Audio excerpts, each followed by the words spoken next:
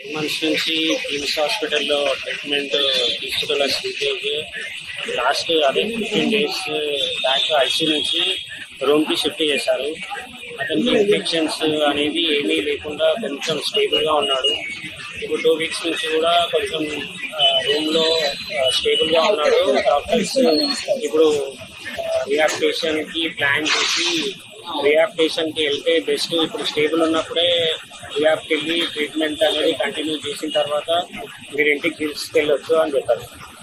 అంటే ఇప్పుడు అందరు మనుషులను గుర్తుపడుతున్నారా? ఎట్లా ఉన్నది కండిషన్, ఎట్లా ఉంది అని చెప్తున్నారు. గుర్తుపడుతున్నారా? మీరు రోజు చూస్తున్నారు కదా. బ్రెయిన్ కండిషన్ అయితే ఇంకా ఏం లేదు, ఖాళీ చూడడం చేస్తున్నారు తప్ప గుర్తుపట్టడం అలా ఏం లేదు. ఫుడ్ కూడా కొంచెం మోరల్గా 15 days నుంచి కొంచెం మోరల్గా ఫీడ్ కూడా తీసుకుంటున్నారు కొంచెం లైట్గా. అంటే డాక్టర్లు ఏం సజెషన్ చేస్తున్నారు సార్? డాక్టర్ సజెషన్ చేసేదంటే ఇంకా బ్రెయిన్ వైజ్ అయితే ఇప్పుడు ట్రీట్మెంట్ ఇంతవరకు ఉంది, ఇంతకు మించి బ్రెయిన్ నుంచి ట్రీట్మెంట్ అనేది ఏం లేదంటున్నారు. నెక్స్ట్ ఫిజియోథెరపీయే దానికి ట్రీట్మెంట్. రిహాబిలిటేషన్లో ఫిజియో అది చేయాలని చెప్పారు. అంటే కంప్లీట్ గా బెడ్ రెస్ట్ లో ఉంటుండా లేకుంటే లేచి నడిచే అవకాశం? కంప్లీట్ బెడ్ రెస్టే ఉన్నాడు. బెడ్ రెస్ట్ అంటే ఫుడ్ తీసుకోవడము, మందులు తీసుకోవడము మీరే అలా తనకు తాను తీసుకునే అవకాశం ఏమన్నా ఉన్నారా? నోట్ నుంచి ఏమీ లేదు. ఇంతకుముందు నోస్ ఫీడ్ ఉండే, నోస్ నుంచి ఫీడ్ ఇచ్చారు. ఇప్పుడు గ్యాస్ట్రో స్ట్రిప్ చేసి కడుపుకి పైప్ పెట్టి అక్కడి నుంచి ఫీడ్ కానీ మెడిసిన్స్ కానీ అక్కడి నుంచి ఇస్తున్నారు.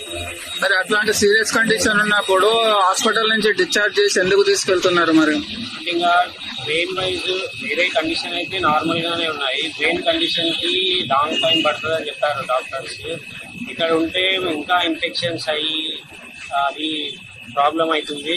ఇన్ఫెక్షన్ లేనప్పుడే డిశ్చార్జ్ చేస్తే ఓకే ఉంటుందని వాళ్ళు ప్లాన్ చేసి డిశ్చార్జ్ చేస్తారు. అంటే ఇక్కడ డాక్టర్స్ నర్సులు ఉండగానే ఇంత ట్రీట్మెంట్ జరుగుతుండని అలాంటి పొజిషన్ ఉంటే మీరు ఇంటికి తీసుకుపోయి ఎట్లా చూసుకోగలుగుతారు? ఇంటికంటే ఇంటికి తీసుకెళ్ళకు, రిహాబిలిటేషన్ తీసుకెళ్ళి ఒక 15-20 days అక్కడ ఉన్న తర్వాత కొంచెం మళ్ళీ స్టేబుల్గా ఉంది అంటే